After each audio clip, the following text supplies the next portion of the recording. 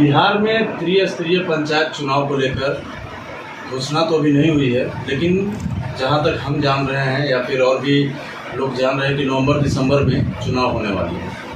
इस चुनाव के बारे में कुछ जानने के लिए जहानाबाद निर्वाचन संख्या 5 काको भाग 1 से भावी प्रत्याशी अपने आप को भावी प्रत्याशी जिला पार्षद बताने वाले जितेश जी हैं। तो आइए इनसे कुछ बातें करते हैं चुनाव को लेकर, कोरोना गाइडलाइन को लेकर और क्या ये जन सेवक किए हैं अभी तक उसको लेकर। और हमारे चैनल में आने के लिए बहुत बहुत धन्यवाद। सर, पहले तो आपकी राजनीतिक जीवन से ही हम शुरू करते हैं। कैसी रही और कहाँ से शुरू किया आप राजनीतिक जीवन? मेरा राजनीतिक सफर अकस्मात चालू हुई 2016 की पंचायती राज चुनाव में। मनियामा पंचायत के अंतर्गत पंचायत समिति भाग 2 का जनरल सीट था। मैं जहानाबाद में कुछ लोगों से बैठ कर बात कर रहा था। उसी दरमियान हुआ कि जितेश जी आप चुनाव लड़ जाइए। हमने आया, अकस्मात नॉमिनेशन किया। नॉमिनेशन करने के बाद जनता के आशीर्वाद से पंचायत समिति का चुनाव जीता और चुनाव जीतने के बाद प्रमुख पद के लिए अग्रेसिव हुआ और प्रमुख भी बन।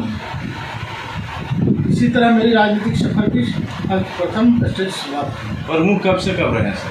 प्रमुख जून 16 से 9 जून 2016 से सितंबर 18 तक।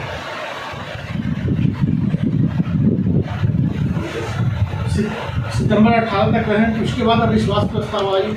उसके बाद प्रमुख पद से बर्खास्त हुए।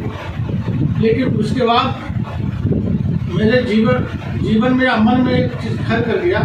जब इस क्षेत्र में आए हैं तो सेवा के लिए आए हैं, तो पद रहे या न रहे, लोगों के बीच में रहकर किस ढंग से सेवा की जाए, लोगों को किस तरह से सहायता पहुंचाई जाए, इस काम में निरंतर हम लगे रहे। और निरंतर रहने के कारण लोगों से स्नेह और प्यार मिलता रहा और हमें भी काम करने का जोश दोगुना बढ़ते गए। और काम करने का मेरा विशेष तरीका रहा है कि लोगों को उसके अधिकार के बारे में, उसके कर्तव्य के बारे में, पब्लिक को जैसे राशन हो, जातीय आवासीय हो, इंदिरा आवास हो, और खुद कैसे जाकर पदाधिकारी से मिलकर करवा ले, इसके बारे में, उसके अधिकारों के बारे में जागृत करने का भरसक मैं प्रयास किया और सफलता भी पाई। ये मेरा पहला मिशन था और इसमें अपनी कामयाबी हासिल हुई थी।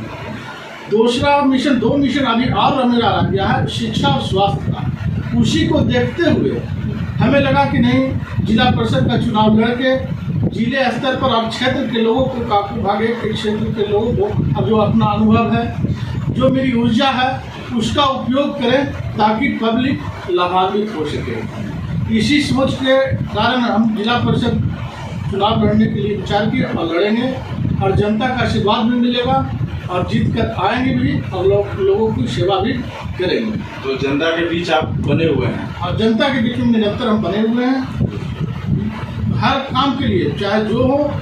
और ख़ास करके लोगों को हम अच्छे सुझाव देते हैं, पब्लिक को, कि कोई चीज़ कैसे करना है या गलत जगह से कैसे आप निकलिएगा। ये चीज़ मेरा फर्स्ट रहता है और इसी चीज़ के बारे में हम लगे जाते हैं। तो ये पूरे देश अभी कोरोना गाइडलाइन को फॉलो कर रहा है। पूरे देश में लॉकडाउन चल रहा है, कोरोना महामारी फैल चुकी थी। इस बीच में आप जनता को कैसे सेवा किए? कुछ किए होंगे ना सेवा? हाँ जी। कोरोना काल जो चला अप्रैल से, पूरे देश में इस तरह की भयावह स्थिति उत्पन्न हो गई थी कि लोग घर में भी अपने आप को असुरक्षित महसूस कर रहे थे और हमें लोगों को बताना था कि इससे कैसे बचना है। तो मेरा पहला काम था लोगों को फ़ोन से ही बता देना कि किस तरह से आप सुरक्षित रहिएगा, अपने परिवार को सुरक्षित रखिएगा और गाँव को सुरक्षित कीजिएगा।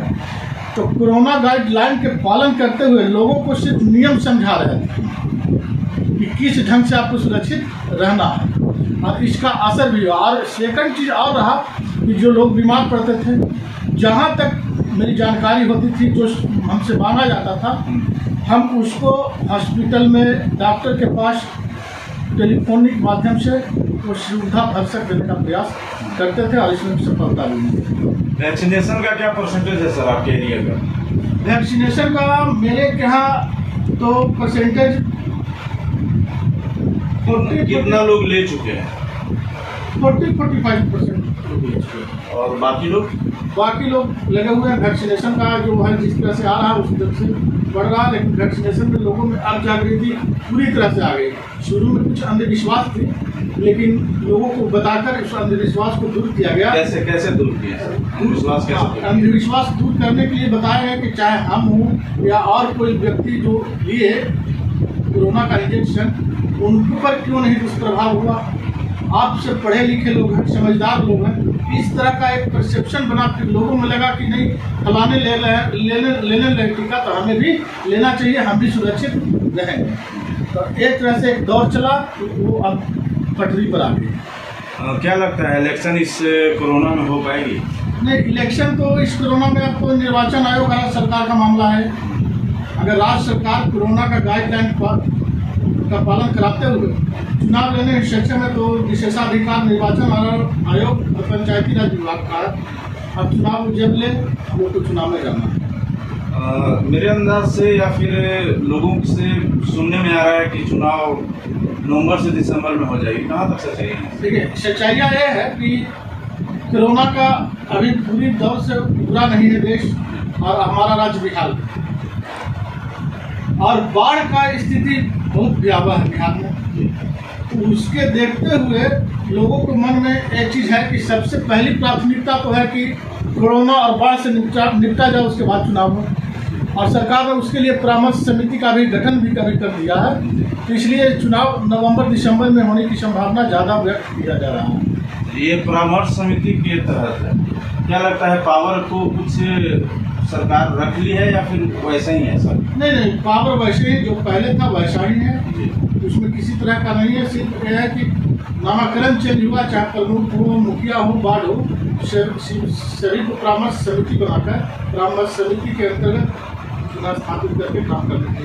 तो मेरे चैनल के माध्यम से जनता से क्या चाहेंगे आप? मैं जनता से यही चाहूँगा कि चाहे पंचायती राज का जो चुनाव होता है, और महात्मा गांधी का एक सपना था पंचायती राज को किस तरह से सशक्त किया जाए, तो जनता से मेरा विनम्र आग्रह निवेदन है कि पंचायती राज चुनाव में जो भी प्रत्याशी आपके बीच में आए किसी पद के लिए, तो स्वच्छ, पढ़े लिखे, शिक्षित और स्वच्छ विचार वाले व्यक्ति को वोट दे, ताकि वो आपके बीच में अच्छा चीज़ बताए, अच्छा वातावरण काम करे और एक विकास के चीज़ों को आगे बढ़ाए। तो ये थे हमारे साथ भावी प्रत्याशी जिला पार्षद काको भाग 1 से। इसी तरह से खबरों में बने रहने के लिए आप हमारे चैनल को सब्सक्राइब करें, शेयर करें और लाइक करें। धन्यवाद।